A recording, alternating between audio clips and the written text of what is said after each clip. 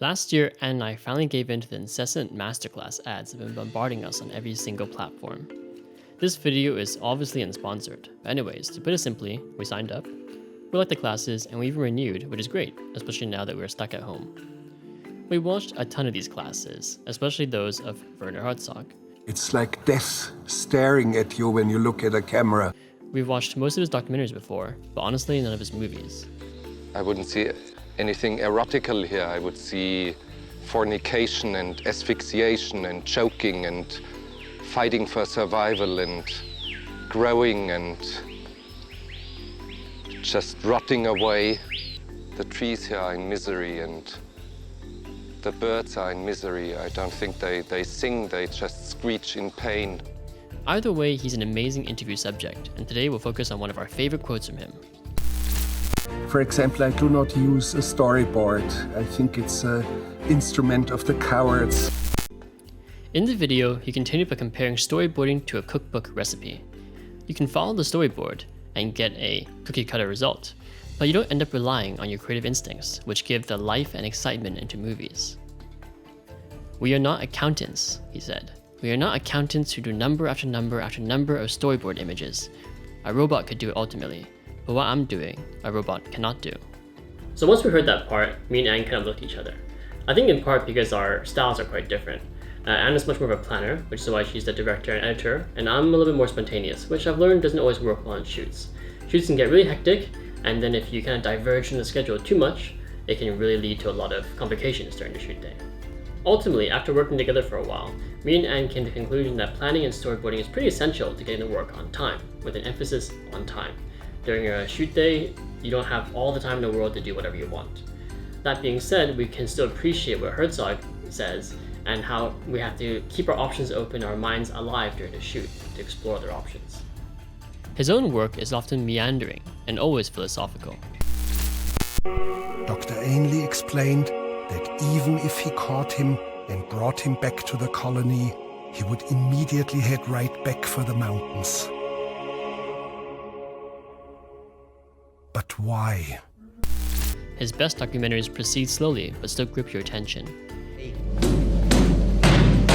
Military-hardened machine. It has a unique odor.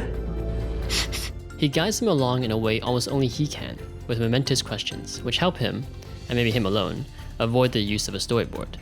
He discovers the story as the story progresses, so in a way, he's a master documentarian. But for a film or a commercial project, again, nowadays I'd never start a project without a storyboard, but that doesn't mean that adaptation isn't possible.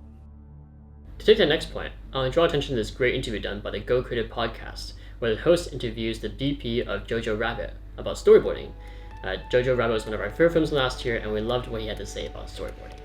The process was very interesting because we, for example, we storyboarded only the war scene. When it comes to the other scenes, we decided to have a totally different approach, and that was just going and rehearse with the actors and then block and then figure out how to shoot it. And what that does, it gives so much freedom to the actors, and that's what I realized. That's how Taika gets these amazing performances from young actors.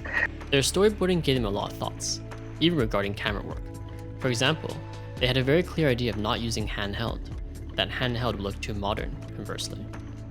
And this is a bit of a tangent, but Mihai also talked about how he knew he'd get along with Taika during prep once he saw the director of an X-Pan.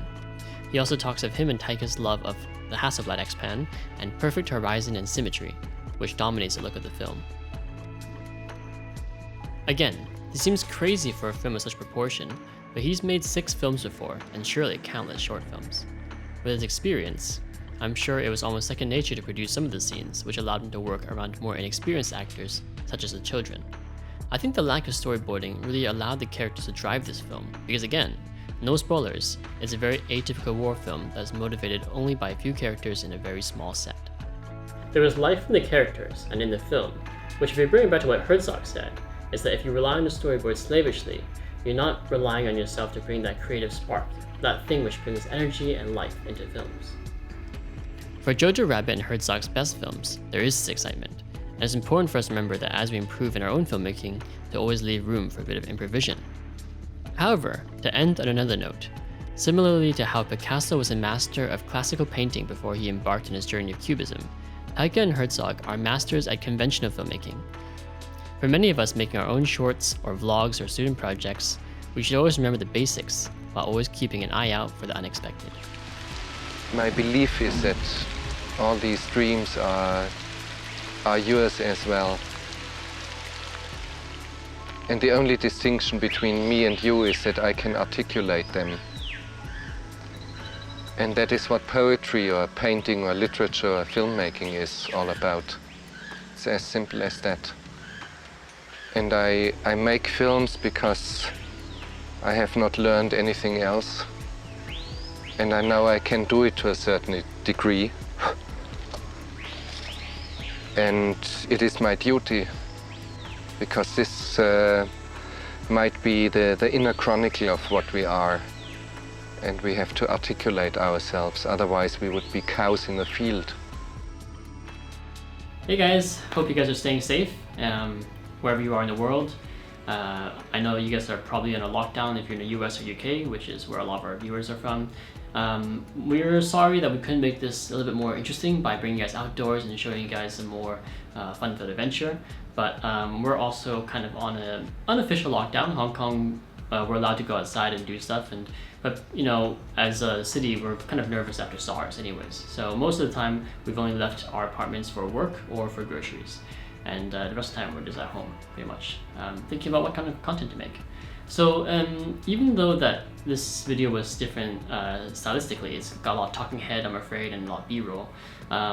The direction of the content, which is more video and more video focused as opposed to just purely photography or film photography, is kind of the direction that we're leaning towards, as we mentioned on our Patreon account.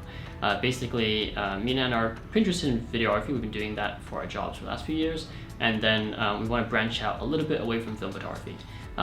Hope that's okay with you guys. If you guys have any thoughts or comments, please leave a comment and we'll be sure to respond to you guys. In the meantime, stay safe, and we'll see you guys soon with another episode when we're stuck in quarantine.